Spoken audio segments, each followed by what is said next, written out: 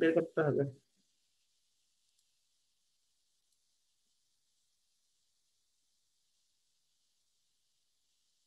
একটু কথা বলে দেখি, তুমি সামনের দিকে জি আসবা। স্যার, জি স্যার, 11 আর কি। হ্যাঁ, হ্যাঁ, এবার পারলাম, তখন পারছিলাম না। জি স্যার। ঠিক আছে। জি স্যার। আচ্ছা, আমি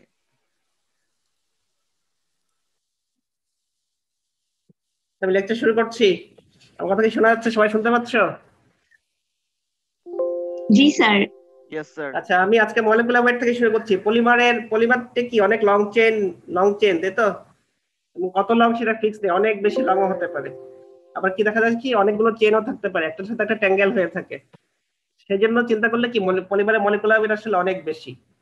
আবার আমি গত ক্লাসে একটু বলেছিলাম যে পলিমারের লং চেন তো আছে, লং চেন বরাবর সব জায়গায় কিন্তু মলিকুলার ওয়েট সেম হবে না, কোথাও একটু হয়তো কম হবে, কোথাও বেশি হবে। তো যার জন্য পলিমারের মলিকুলার ওয়েট বলতে হলে অবশ্যই অ্যাভারেজ মলিকুলার ওয়েট বলতে হবে।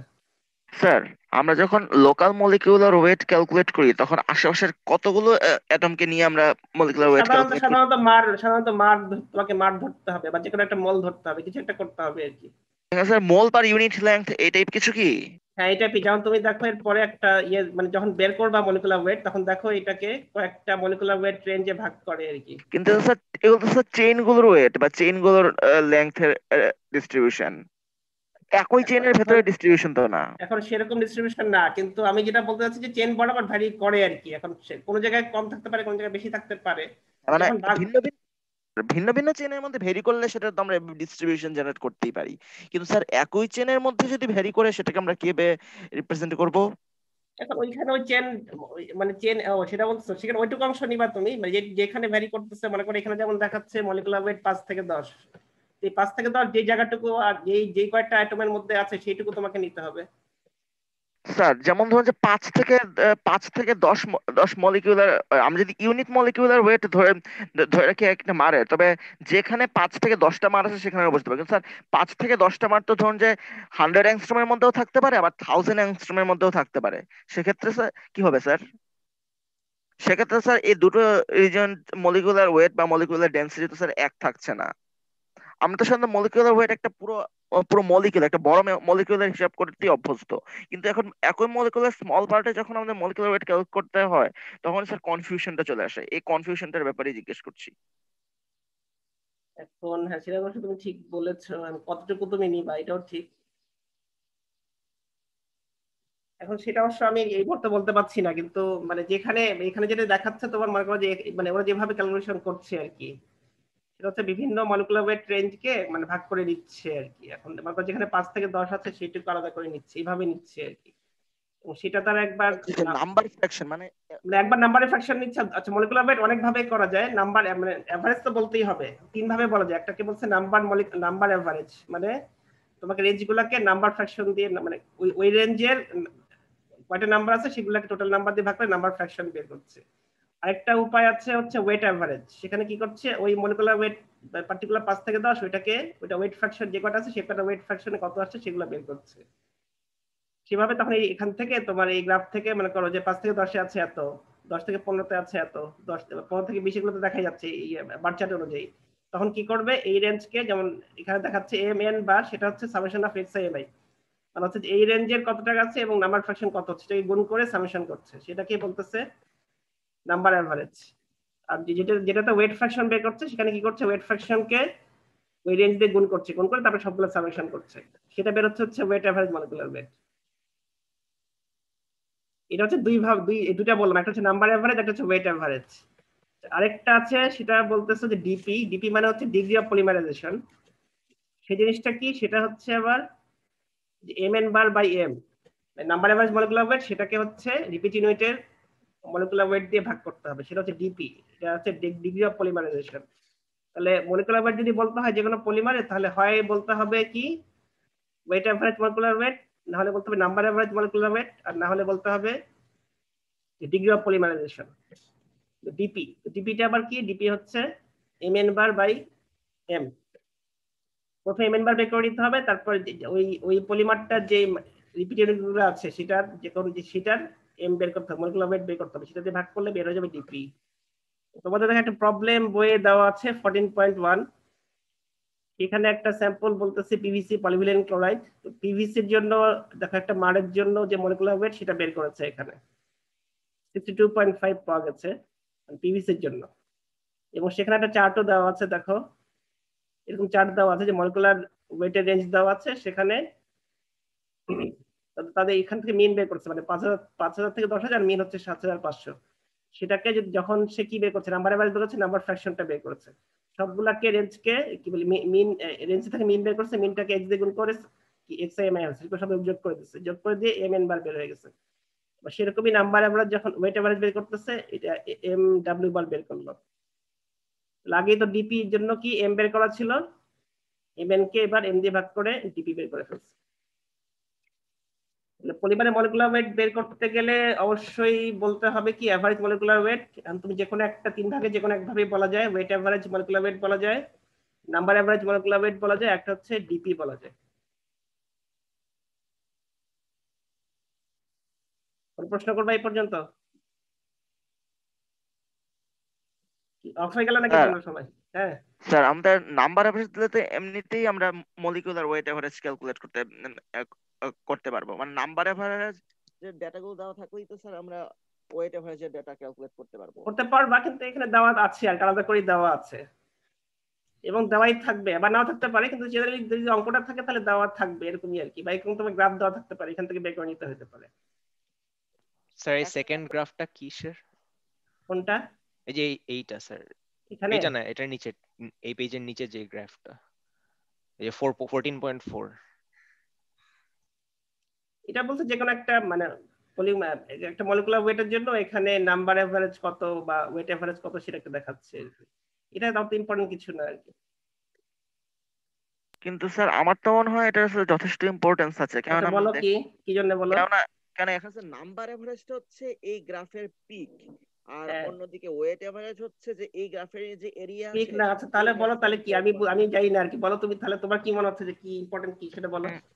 এটা এটা আমার মনে হচ্ছে যে এটা আমাদের মাস ডিস্ট্রিবিউশন ফাংশন হিসেবে একটা খুব ভালো জিনিস দেখাচ্ছে। আমরা দেখতে পাই যে যদিও আমরা উপরে দিকে নাম্বার এভারেজ কার্ভটা হচ্ছে অনেকটা বাইনোমিয়াল ডিস্ট্রিবিউশন বা গসিয়ান ডিস্ট্রিবিউশনের মতো, কিন্তু আমরা মলিকিউলার ওয়েটের গ্রাফটাতে আমরা দেখতে পাচ্ছি যে কার্ভটা 0 থেকে উঠে গিয়েছে মোটামুটি স্টিপলি, কিন্তু তারপর এটা ফল করেছে স্লোলি। সুতরাং আমরা বলতে পারি যদিও হায়ার নাম্বার ফ্র্যাকশনের ক্ষেত্রে মলিকিউলার ওয়েটটা কম থাকে, মানে খুবই হাই মলিকিউলার ওয়েটের নাম্বার ফ্র্যাকশনটা কম থাকে, কিন্তু আমরা যদি ওয়েট ফ্র্যাকশনে ক্যালকুলেট করি এটা একটা সিগনিফিক্যান্ট কন্ট্রিবিউটর হয়ে দাঁড়ায়। এই দুটো ডেটাকে যখন নিচে একসাথে রিপ্রেজেন্ট করা হয়েছে তখন তাকে এই কথাটাই বোঝানো হচ্ছে। ঠিক আছে, আমি আমি আমি আমি কিন্তু আমি তুমি আচ্ছা আমি একটু বলি, তোমরা অনেক কিছু জানো আমি নাও জানতে পারি, সেটাও হতে পারে, আবার আমি ইচ্ছা করে কিন্তু সবকিছু বলবো না। ঠিক আছে, আমাদের কেউ যে বলা হচ্ছে যে এবার ওবি ফলো করতে হবে, আর হয়তো আমি জানি না, আবার আমি হতে পারে আমি জানি, আমি সবকিছু কিন্তু বলবো না আর কি, বুঝতে পারছো? তোমাদের একটু বড় কিছু কিছু জিনিস জেনে নিতে হবে। আবার এমন হতে পারে যে হ্যাঁ আমি জানি না, সেটা আমি ইচ্ছা করে বলতেছি না, আমি জানি না দেখেই বলতেছি না, এরকমও হতে পারে, বুঝতে পারছো? আচ্ছা ও তো বললো, আর কেউ কিছু বলবে কিনা?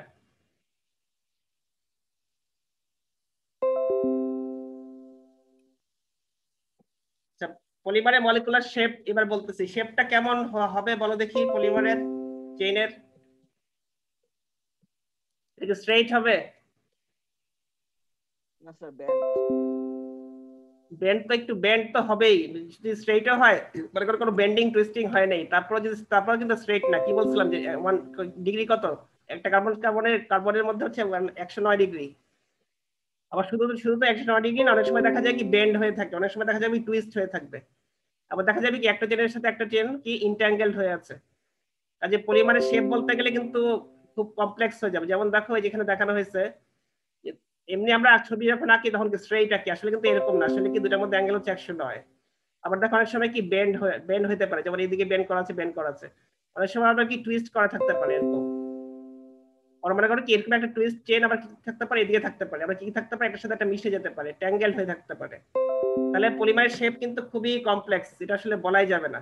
যেমন একটা ছবি দেখো দেখানো হয়েছে এরকমও হতে পারে। তবে এখানে কি অনেকগুলো চেন, একটা চেনের মধ্যে দেখো কি অবস্থায় আছে, ইন্টারগ্রাল অবস্থায় আছে, আবার কি একটার সাথে একটা চেন আবার কি ঢুকেও গেছে, এখানেও দেখো কি একটার সাথে অনেকগুলো চেন মিক্স হয়ে গেছে। যে পলিমারের স্ট্রাকচার বলতে গেলে বা পলিমারের শেপ বলতে গেলে কি বলতে হবে তাহলে?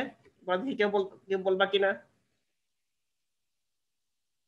যদি বলতে হয় যে পলিমারের শেপটা কেমন তাহলে কি বলবা? ইরেগুলার ফাইব্রাস বলতে পারি। সেটা তো ওভারঅল বললে, হ্যাঁ সেটা বললে সেটা বলা যাবে, কিন্তু তারপরে কিন্তু তোমাকে একটু ডিটেল যদি বলতে হয় তাই ডিটেল বলতে হবে আর কি, যে দেখতে মনে হয় স্ট্রেট, আসলে স্ট্রেট আমি যেগুলো বললাম সেগুলো সবই বলে দিব আর কি। এবার টুইস্টিং থাকে, কয়েলিং থাকে, বেন্ডিং থাকে, সবই থাকে। আবার কি দেখা যাবে কি একটার সাথে একটা চেন কি ইন্ট্যাঙ্গেলড হয়ে আছে, এরকম অনেক কিছু হতে পারে, যার জন্য আসলে কি পলিমার স্ট্রাকচারটা খুবই কমপ্লেক্স। আচ্ছা পলিমারটা কি ক্রিস্টালাইন না অ্যামরফাস বলো দেখি? এই ছবিটা আগে দেখানো হয়েছিল ওটা স্যার অবভিয়াসলি অ্যামরফাস, কিন্তু মাঝে মাঝে ক্রিস্টালাইন হলেও হতে পারে। হ্যাঁ তাহলে তাহলে কি তাহলে ওভারঅল বলতে গেলে কি বলতে হবে পলিমারটাকে? Semi crystalline. হ্যাঁ ঠিকই বলেছো। তাহলে যদি তোমাকে জিজ্ঞেস করে যে পলিমার কেমন, তাহলে বলতে হবে সেমি ক্রিস্টালাইন, কারণ কোনো পলিমারের মধ্যে ক্রিস্টালাইন ফেজ বেশি থাকে, কোনো পলিমারে অ্যামরফাস ফেজ বেশি থাকে। তো ওভারঅল যদি বলতে হয় অবশ্যই বলতে হবে পলিমারটা হচ্ছে সেমি ক্রিস্টালাইন। কোন জায়গায় ক্রিস্টাল অ্যামাউন্ট বেশি থাকতে পারে, কোন জায়গায় অ্যামরফাস হতে পারে বলো দেখি চেন বরাবর? যেখানে কয়েলিং বেশি ওইখানে ক্রিস্টালিনিটি বেশি হওয়ার চান্স আছে। তাই সেরকম? ওর কথা কি ঠিক? কয়েলিং বেশি হলে ওখানে কি ক্রিস্টাল হওয়ার সম্ভাবনা থাকবে? ওখানে কি কি মনে হয়? হয়তো বা তেমন না, কিন্তু যেখানে আচ্ছা, এই ছবিটা দেখে বলো, এখানে মনে করো যে যেখানে কয়েলিং হয়েছে এখানে, আর যে মনে করো যেখানে কয়েলিং নাই এখানে, এই ছবিটা দেখে কি মনে হচ্ছে, এখানে বেশি ক্রিস্টাল হওয়ার সম্ভাবনা বেশি না এখানে বেশি? এখানে ছবিতে দুটোই অ্যামরফাস মনে হচ্ছে, কিন্তু স্যার আমি পার্সোনালি ফিল করি যেখানে ট্যাঙ্গেলটা কম, কিন্তু কিন্তু এই পলিমার চেনগুলোর কোনো একটা সামহাও কিছু শর্ট রেঞ্জ সিমেট্রি হওয়ার কিছুটা চান্স আছে, সেখানে হয়তো ক্রিস্টালিনিটি হলেও আসতে পারে। তো স্যার ওই শর্ট রেঞ্জ সিমেট্রিটা তো স্যার ইসে মোর লাইকলি যেখানে মানে মাল্টিপল চেইনস কাছাকাছি আছে, বিকজ একটা আইসোলেটেড চেনের তো মানে মানে লোকালি ওইরকম সিমেট্রি থাকবে না, যেটা মানে হচ্ছে আমি একটা just linear chain. Short chain crystal হওয়ার সম্ভাবনা বেশি, লং চেন ক্রিস্টাল কিন্তু আসলে পলিমার হওয়ার সম্ভাবনা খুবই কম। জি স্যার ওটাই বলছিলাম। কিন্তু তাহলে যেখানে তাহলে কি যেখানে যেই পলিমার গুলো ক্রিস্টালিটি বেশি সেগুলো তাহলে কি হবে? তাহলে কি সেখানে কি শর্ট রেঞ্জ অনেকগুলো শর্ট ক্রিস্টাল থাকবে, তাই তো? তোমাদের কি মনে হয়? ইয়েস স্যার তাই তো হওয়া উচিত। মানে লং চেন কিন্তু লং ডিস্টেন্সে বা লং ডিরেকশনে কি ডিরেকশন না, লং লং কি বলবো তোমাকে, অনেক বড় জায়গা জুড়ে কিন্তু ক্রিস্টাল হওয়ার সম্ভাবনা খুবই কম আসলে বলতে গেলে নাই, তার মানে কি ছোট ছোট ক্রিস্টাল থাকবে আর কি। আচ্ছা কোনটা স্ট্রেন্থ বেশি হবে, ক্রিস্টালের নাকি অ্যামরফাসের? কোন পলিমারটা স্ট্রং বেশি হবে বলো দেখি? এটা বলতে স্যার কঠিন, কেননা এখানে তো আর মেটালের মতো ডিসলোকেশন কাজ করছে না। হ্যাঁ কাজে এটা বলা আসলে কঠিন। আমিও এটা চিন্তা করছি কিন্তু আমি কোনো অ্যান্সার খুঁজে পাচ্ছি না আর কি। যেটার মধ্যে ক্রিস্টাল বেশি সেটা কি স্ট্রং বেশি হবে, নাকি যেটার মধ্যে অ্যামরফাস বেশি সেটা হবে? মেটালের ক্ষেত্রে কি কোনটা বেশি, অ্যামরফাস বেশি? মেটালের ক্ষেত্রে কোনটা বেশি হয়, কোনটা স্ট্রং বেশি হয়? মেটালের ক্ষেত্রে ক্রিস্টালাইনটাই বেশি, কেননা ক্রিস্টালাইনের ক্ষেত্রে ডিসলোকেশন মুভ করতে পারে যদিও, কিন্তু ক্রিস্টালের হ্যাঁ ছোটখাটো কিছু ডিফেক্টের জন্য এই ডিসলোকেশন মুভমেন্ট বাধা পায়। কিন্তু আমরা যদি অ্যামরফাস মেটাল বা মেটালিক গ্লাসের কথা ধরি, এখানে কিন্তু হুম অ্যাটমগুলোর মধ্যে কোন রকম লং রেঞ্জ অর্ডার থাকে না, ফলে অ্যাটমগুলো একটু আধটু যে কোনো দিকে নড়েচড়ে গিয়ে মুভ করতে পারে। ইনফ্যাক্ট মেটালিক গ্লাসকেও সফটনিং পয়েন্টের কাছাকাছি নর্মাল গ্লাসের মতোই একদম একদম যে রোলিং বা ফোর্জিং খুব ইজিলি করা যায়, যেটা এর কাছাকাছি টেম্পারেচারে ক্রিস্টালাইন মেটালে করা সম্ভব হয়ে ওঠে না। তাহলে পলিমারের ক্ষেত্রে তাহলে তোমরা কিভাবে বলবা বলো দেখি? তাহলে পলিমারের ক্ষেত্রে তুমি তো তাহলে বোঝা গেল না তাহলে যে ক্রিস্টাল হলে বেশি না অ্যামরফাস হলে বেশি। তাহলে পলিমারের ক্ষেত্রে কি বলবা, যে তুমি পলিমার চেন দেখে কি বোঝা যাবে যে কোনটা স্ট্রং বেশি কোনটা স্ট্রং কম? পলিমার চেন দেখে হয়তো বলতে পারবো না, কেননা স্যার এখনো কিন্তু আমরা ঠিক জানি না যে পলিমারের ডিফর্মেশন বা স্ট্রেংথেনিং মেকানিজম কি। তবে এতটুকু বলতে পারবো যে পলিমারের মধ্যে যদি ক্রস লিঙ্কিং এর পরিমাণ বেশি থাকে তবে এটা অনেক বেশি রিজিড হবে, এবং ক্রস লিঙ্কের বন্ডগুলো যদি স্ট্রং হয় তবে স্ট্রাকচারটাও স্ট্রং হ্যাঁ হবে। ক্রসলিঙ্ক আচ্ছা আমি কি বলছিলাম, ইন্ট্রা বন্ড যেগুলা মানে কি, যেগুলো হচ্ছে হাইড্রোজেন কার্বন কার্বন বন্ড সেগুলো কিন্তু কোভ্যালেন্ট, কিন্তু যেগুলো হচ্ছে তোমার ইন্টারচেন বন্ড সেগুলো কিন্তু তোমার কি ভ্যান ডার ওয়ালস। সেই ক্ষেত্রে সেটা চিন্তা করলে তাহলে কি ক্রসলিঙ্ক বাড়লে কি স্ট্রেংথ বাড়বে? স্ট্রেংথ তো বাড়া বাড়া উচিত, যদি বিশেষ করে 3D ভাবে এন্টাঙ্গল হয় তবে একই স্ট্রাকচার বা একই ফাইব্রাস স্ট্রাকচারের মধ্যে স্ট্রেংথটা বেশি থাকবে। কিন্তু সেক্ষেত্রে দেখা যাবে যে বিভিন্ন ডিস্ট্রিবিউটেড বা ডিস্টেন্ট অ্যাওয়ে যে স্ট্রাকচার গুলো আছে, মানে যে যে ঠিক বোঝাতে পারছি না হয়তো, যে যে যে যে ইউনিট গুলো আছে সেই ইউনিট গুলোর মধ্যে হয়তো অ্যাট্রাকশন কম হবে, কিন্তু কিন্তু যেহেতু একটা ছোটখাটো ইউনিটের মধ্যে স্ট্রেংথ বেশি হবে, সেহেতু ঠিক বলা যাচ্ছে না যে অ্যাকচুয়ালি তাদের মধ্যে এই ইউনিট গুলোর মধ্যে মানে এই ব্লক গুলোর মধ্যে স্ট্রেংথ কেমন হবে। তাহলে এই পর্যন্ত তোমরা কি জানলা যে পলিমারের কেমিস্ট্রিটা কেমন বলছি, মানে কি কি কি কি দিয়ে তৈরি, আর একটা কি বললাম পলিমারের শেপটা কেমন বা পলিমারের মলিকুলার ওয়েটটা কেমন। কারণ পলিমারের স্ট্রাকচার আচ্ছা উপরে সবগুলো আমার কারো ফিক্স, এরপর কি পলিমারের স্ট্রাকচার কি ডিফারেন্ট হতে পারে, মানে কারণ কম্পোজিশন এক, মলিকুলার ওয়েটও এক, শেপও এক, এরপরে কি স্ট্রাকচার কি ডিফারেন্ট হওয়ার সম্ভাবনা কি আছে? আইসোমারিজম টাইপ কিছু একটা হতে পারে, বা যদি এখানে যদি কোপলিমার হয় তবে হতে পারে। এই রিপিটিং ইউনিট গুলোর সামনে পিছনে মানে এদের কোথায় রিলেটিভ কোথায় কি আছে, পজিশন নির্ভর করে। কোথায় কি, তার মানে কি আসলে কি তাহলে কি ওদের স্ট্রাকচারটা কেমন, মানে কোথায় কোন কোন অ্যাটম গুলা কোথায় আছে, কোন মার্ক গুলা কোথায় আছে, সেগুলোর উপর ডিপেন্ড করে কিন্তু প্রপার্টি এবং স্ট্রাকচার ডিফারেন্ট হবে আর কি। দেখো পলিমার স্ট্রাকচার দেখানো হয়েছে, এরপরে পলিমারের স্ট্রাকচার কয়েক ধরনের হতে পারে। প্রথমটা দেখো, এই ছবিটা দেখে কি মনে হচ্ছে এটা কেমন, ছোটগুলো হচ্ছে একটা মার। তাহলে এই নাম্বার টাইপটা এটাকে কি বলা যেতে পারে? লিনিয়ার। লিনিয়ার, কারণ কি তার এক লাইন বরাবর যাচ্ছে আর কি। হ্যাঁ, বি টাইপটা কেমন? ব্রাঞ্চড নাকি স্যার? তুমি কি দেখে, হ্যাঁ দেখে ছবিটা দেখে বলো। জি স্যার, ব্রাঞ্চই মনে হচ্ছে। ব্রাঞ্চ মানে কি, মানে তাহলে কি মেইন চেইন থেকে ব্রাঞ্চ বের হয়েছে, এটা আসলে ব্রাঞ্চ। সি নাম্বারটা কেমন? সি নাম্বারে এটা তো স্যার ব্রাঞ্চের মতো, কিন্তু এখানে কানেকশন আছে স্যার, এর নাম নিয়ে শিওর না অতটা। এটা হচ্ছে ক্রস লিংক, মানে আচ্ছা ভিন্ন নেটওয়ার্কের মধ্যে লিংক করা, যখন বিভিন্ন চেইনের মধ্যে লিংক করা থাকবে তখন বলবে ক্রস লিংক। এটা কেমন? স্যার ওটাও তো ক্রস লিঙ্কিং, কিন্তু আরো বেশি ক্রস লিঙ্কিং। এটা ক্রস লিংক, এটাও ক্রস লিংক, ক্রস লিংক এত বেশি এটাকে বলে নেটওয়ার্কের মতো দেখা যাচ্ছে আর কি। তাহলে পলিমার স্ট্রাকচার আসলে এই চার ধরনের মধ্যে যে কোনো এক ধরনের হবে। প্রথমটা হচ্ছে লিনিয়ার, সেকেন্ডটা হচ্ছে ব্রাঞ্চ, 3 নাম্বারটা হচ্ছে ক্রস লিংক, 4 নাম্বার হচ্ছে নেটওয়ার্ক। এখানে ধরা হচ্ছে কি যে সবগুলা মারই একই। হ্যাঁ, এখানে মার কিন্তু ভিন্ন ধরা হয় নাই, ও পলিমার কিন্তু না, হোমো পলিমার, যেখানে সবগুলা মারই একই। সেরকম হইলে স্ট্রাকচার এই চার ধরনের এক ধরনের হবে। এবার বলো এই চারটার মধ্যে বলো দেখি প্রপার্টি কোনটার কেমন? স্যার কোন প্রপার্টি? আচ্ছা বলো ডেনসিটি কেমন? স্যার আমার যতদূর মনে হয় যে এই দুটার মধ্যে ডেনসিটি কোনটা বেশি, এ আর বি এর মধ্যে? আমার মনে হয় লিনিয়ারের ডেনসিটি বেশি হওয়া উচিত, কারণ এখানে লিনিয়ার চেন গুলো নিটলি প্যাকড হয়ে যেতে পারছে, কিন্তু ব্রাঞ্চ গুলো প্যাকড হতে পারছে না, কারণ মিনি ব্রাঞ্চ গুলো একে অন্যকে পাকারিং করছে, ফলে অনেকটা গ্যাপ থেকে যাচ্ছে। হ্যাঁ, তাহলে ও ঠিকই বলছে, যখন লিনিয়ার থেকে ব্রাঞ্চ হবে তখন কি প্যাকিং ডেনসিটি কমে আসবে, প্যাকিং ডেনসিটি কমে আসলে কি ডেনসিটি কমে যায়। তোমরা কি নাম কি শুনেছো কিনা, শুনেছো বা নাম শুনতে পারো, মানে তোমরা তো পলিইথিলিন জানো তাই না, পলিইথিলিন পি। Yes sir. হ্যাঁ, তো পলিইথিলিনে কতগুলো আছে হাই ডেনসিটি, কতগুলো আছে লো ডেনসিটি, মানে এইচডিপি এলডিপি, এটা কি নাম শুনছো? জি স্যার, 11-12 শুনেছি। হ্যাঁ, তাহলে লো ডেনসিটিটা তাহলে কি আর হাই ডেনসিটি কি বলো দেখি এবার, কোনটা লো ডেনসিটি কোনটা হাই ডেনসিটি? পলিইথিলিনের মধ্যে লিনিয়ারও আছে আর ব্রাঞ্চও আছে, একটু আগে তাহলে হ্যাঁ বলো। লো ডেনসিটির ক্ষেত্রে ব্রাঞ্চটা বেশি হবে, আর হাই ডেনসিটির ক্ষেত্রে লিনিয়ার বেশি হবে। তাহলে হাই ডেনসিটি হচ্ছে লিনিয়ার, লিনিয়ার এটা এরকম হবে, আর যেটা লো ডেনসিটি পলিইথিলিন সেটা এরকম ব্রাঞ্চ হবে। এরপর এই দুটার মধ্যে কি অবস্থা? তো স্ট্রেংথ কোনটার কি হতে পারে বলো দেখি, চারটার মধ্যে সবচেয়ে লো স্ট্রেংথে কোনটা হবে, আর সবচেয়ে হাই স্ট্রেংথ কোনটা হবে এই চার ধরনের মধ্যে? এটা বলটা স্যার কঠিন, কিন্তু মোটামুটি এতটুকু বলতে পারি যে সি এবং ডি এর মধ্যে, সি এর মধ্যে স্ট্রেংথের আইসোট্রপি কম থাকবে, কিন্তু ডি এর মধ্যে স্ট্রেংথের আইসোট্রপি বেশি থাকবে। তবে সি কে কিন্তু একটা নির্দিষ্ট ডাইরেকশনে ফোর্স দিয়ে হয়তো ব্রেক করা ইজি হতে পারে। হ্যাঁ, কিন্তু ডিতে কি হবে, ডিতে তো খুবই কঠিন, একদম পুরো নেটওয়ার্ক হয়ে আছে, এখান থেকে কি ব্রেক করা যাবে খুব সহজে? Probably not.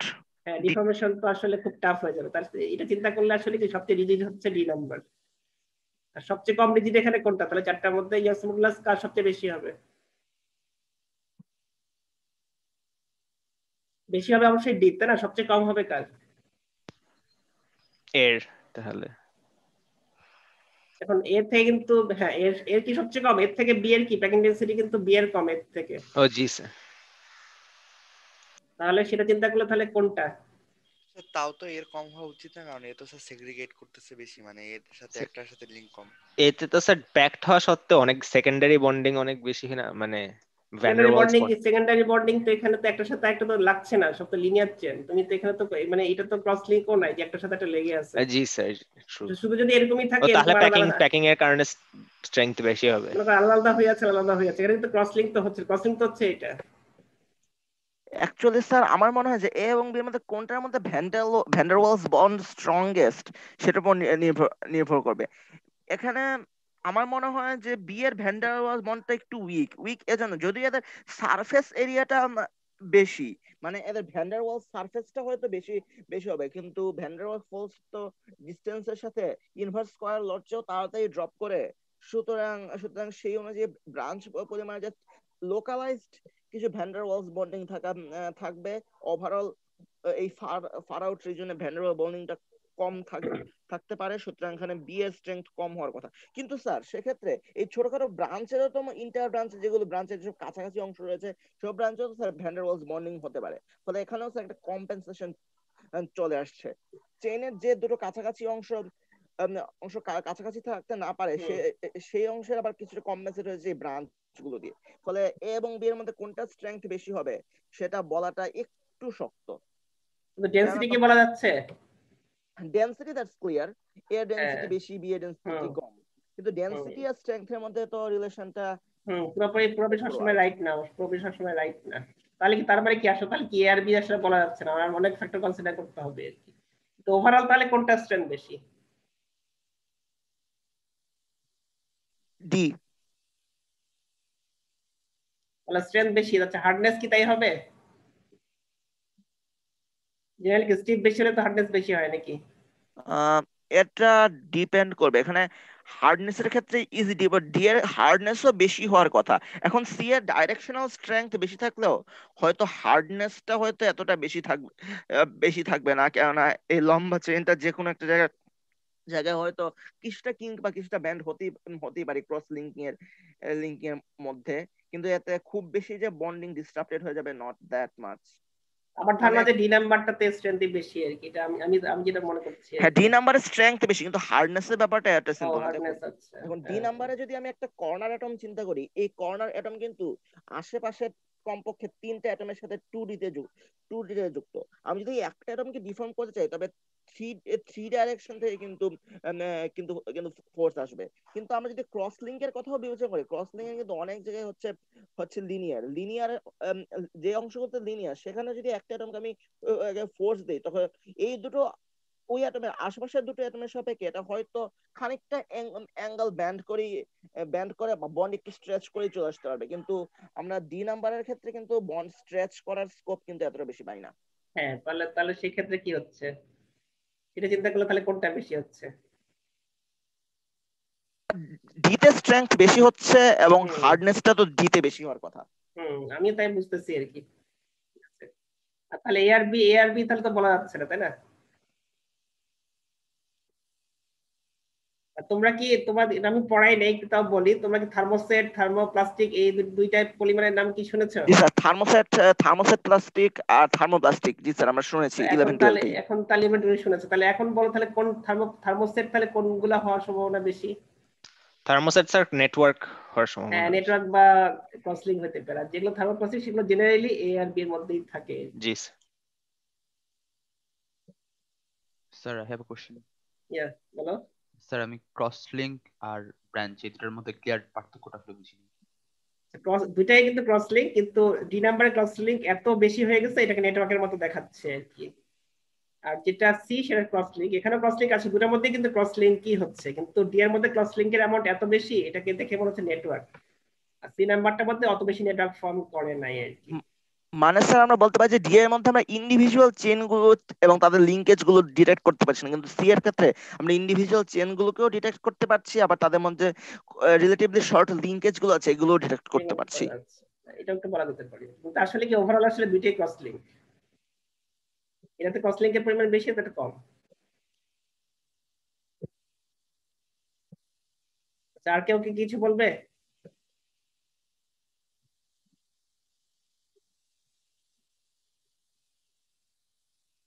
আচ্ছা, আমি প্রথম দিকে তো খুব বেশি বলবো না, ঠিক আছে? আজকে আজকে আর আমি বলতেছি না, এরপরে দেখো আমি এরপরে ক্লাসে যেগুলো বলবো একটু দেখাই দিই। এরপরে ক্লাসে আমি মলিকুলার কনফিগারেশন বলবো, হ্যাঁ। এরপরে আইসোমারিজম আছে, সেগুলো একটু বলবো। এরপরে হচ্ছে তোমার কোপলিমার আছে, কোপলিমার গুলো বলবো। এইটুকু এরপরে ক্লাসে আমি বলবো আর কি। পলিমারের ডেনসিটি আছে, এটা একটু পরেই দেখাই আর কি। আজকে যেটুকু বললাম, হ্যাঁ বলো। তাহলে স্যার আমরা কত পর্যন্ত 14.10? আজকে তো এই পর্যন্ত আসলাম, এই যে কত পর্যন্ত 14.7 পর্যন্ত এলাম, কিন্তু এরপর আমরা আগামী ক্লাসের জন্য কোনগুলো পড়ে রাখবো? এই যে 14.8 পড়বা। জি স্যার। এবং হচ্ছে 14.10 মানে 14.8 থেকে 14.10। না, 9টা আমার 9টা তোমরা জানো, তারপর আমি আজকে বলবো না, পরে বলবো আর কি। এটা হচ্ছে অন্য একটা টাইপ, যখন বলবো তখন 14.9 বলবো, মানে কালকে বলবো না, এরপরে ক্লাসে বলবো। এটা হচ্ছে টাইপ, যখন পলিমার টাইপ বলবো না তখন এটা একটু বলবো আর কি। 14.8 14.10 এই দুটো দেখে আসবা, মেইনলি এই দুটোই আর কি। তোমাদের আজকে বোধহয় কি 5:30টার সময় থিসের বোধহয় সেশন, না নাকি? সবাই জানো তো? হ্যাঁ, তাহলে একটু চিন্তা করে নিও, মানে কে কার সাথে কাজ করতে চাও একটু চিন্তা করে মিটিং এ বসো আর কি। কোনো কোশ্চেন করতে চাও আমাকে স্যারদের সম্পর্কে? আমি কিন্তু জানি যে কে কি কাজ করে আর কি। যদি তোমার না কোনো ইনফরমেশন দরকার হয় আমাকে জিজ্ঞেস করতে পারো। তার জিনিস হচ্ছে, তোমরা কি রেজিস্ট্রেশন কি সবাই করে ফেলেছো? স্যার রেজিস্ট্রেশন স্যার আমাদের সবার করা হয় না এখনো, আমরা হ্যাঁ, স্যার তাহলে একটু বলে দিই। আমি কালকে এক্সিআর কে বলেছিলাম যে তোমরা 300 এমএমই 300 রেজিস্ট্রেশন আবার করতে হবে। গত টার্মে তোমাদের উইথড্র করা হয়েছে, তো এই টার্মে তোমরা আবার করবা, সবাই একটু খেয়াল করে ফেলবা। এমএ 300 যেটা ইন্ডাস্ট্রিয়াল ট্রেনিং, তোমাদেরকে এই টার্মের পরে ইনশাআল্লাহ আমরা নিয়ে যাবো। কাজে তোমরা এই টার্মে রেজিস্ট্রেশন করার সময় 300 করবা, এটা মনে রেখো আর কি, যারা করছো করো জি নাই। স্যার। থিসের ব্যাপারে জিজ্ঞেস করতে পারো, কোনো ইনফরমেশন দরকার তোমাদের? রেকর্ডটা যে রেকর্ড করছো সেই রেকর্ডটা বন্ধ করে দাও, রেকর্ডের দরকার নাই। থিসের ব্যাপারে কি কোনো কোশ্চেন করতে চাও?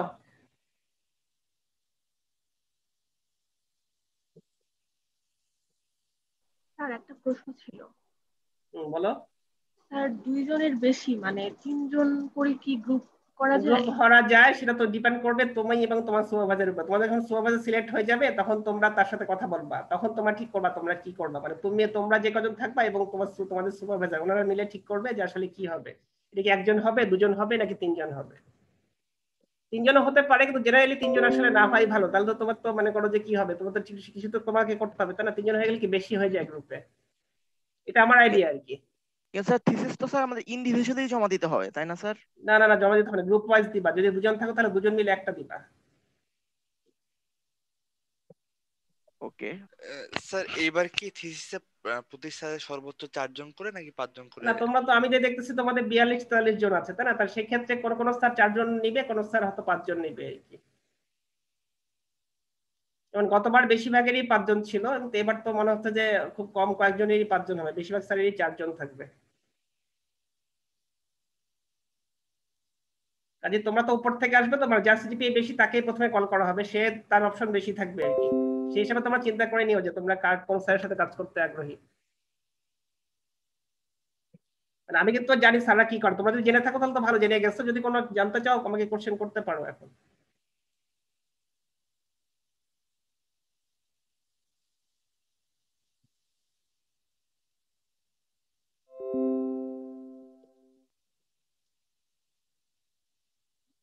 তোমাদের লিঙ্কটাও তাহলে কাজ করবে, তাহলে এই লিঙ্কেই তাহলে ক্লাস হবে এর পরের থেকে আর কি। জি স্যার। কিছু যদি বলতে না চাও তাহলে আমি ক্লোজ করে দিই। বলবা কিছু কিছু আজকে আর? আচ্ছা, আমি একটু বলে নিই, যারা আমার সাথে কাজ মানে মিটিং এর পরে যারা আমাকে আমার সাথে যারা কাজ করবে তাদের সাথে কিন্তু আমি তারপরে একটু কথা বলবো, মানে জুমে আর কি, বুঝতে পারছো? যারা যে 4জন বা 5জন যারা আমার সাথে আসবা তাদের সাথে আমি আজকে মানে তোমাদের ওই মিটিংটার পরই আমি একটা মিটিং করবো, কারণ কালকে আমি থাকবো না। তো তোমাদের কালকে কিন্তু থিসডে, কিন্তু কালকে একটু আমি থাকতেছি না। কাজে তোমরা যারা যে 4 জন আমার সাথে আমার সাথে কাজ করবা বলে ঠিক হবে, 4 জন বা 5 জন, তারা কি করবা, একটু আমাকে তোমাদের ইমেলটা আমাকে দিয়ে দিবা সঙ্গে সঙ্গে, তাহলে আমি তোমাদেরকে তারপরে একটু পরে তোমাদের মিটিং শেষ হয়ে গেলে তোমাদের সাথে আলাদা একটা মিটিং করবো আর কি, থিসিসের ব্যাপারে। বুঝতে পেরেছো?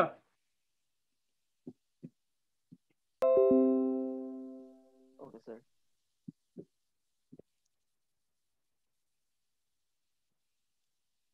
তাহলে আমি আজকে ক্লোজ করে দিচ্ছি, ভালো থাকো সবাই, আবার তোমাদের সাথে আবার শনিবারে দেখা হবে। Okay sir. Thank you. হ্যাঁ, আসসালামু আলাইকুম স্যার। আসসালাম। এই সরি, দাঁড়াও, অ্যাটেন্ডেন্স নিয়ে নেই, চলে যাও না, বলে এসেছি, দাঁড়াও একটু ওয়েট করো।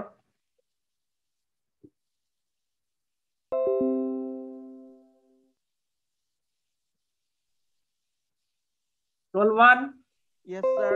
Role 2, Present, sir. Roll 3, Present, sir. 4, present sir. 5, Present, sir. 6, Present, sir. 7,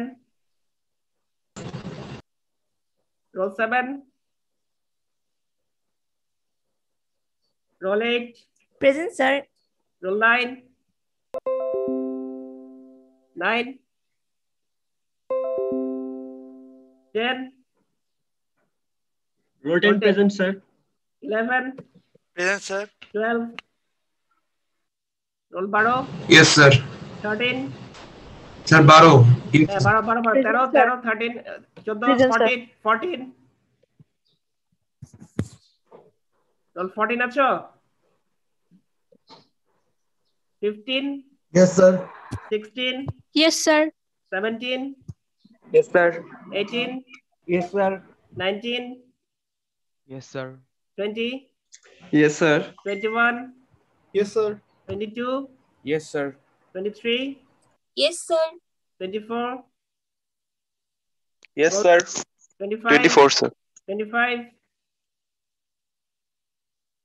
roll 25, 26, roll 26 নাই, 27, Yes, sir. 28, 20, 29, Yes, sir. 30, Yes, sir. 31, Yes, sir. 32, 32 তো নাই, 33, roll 33, 34, Yes, sir. 35, roll 35, 36, Yes, sir. 37, Yes, sir. 38, Present, sir. 39, Yes, sir. 40, Yes, sir. 41, 42, Yes, sir. 44, 44, আচ্ছা 44, 45, Yes, sir. 46, Sir, 44. আচ্ছা 46, 46 না আছো, 47, Present, sir. 48, Yes, sir. 49, Yes, sir. 50। Yes, sir. ওকে, ঠিক আছে, তাহলে তোমাদের সাথে আবার শনিবারে কথা হবে ইনশাল্লাহ। ভালো থাকো সবাই, আসসালামু আলাইকুম। ওয়ালাইকুম আসসালাম স্যার।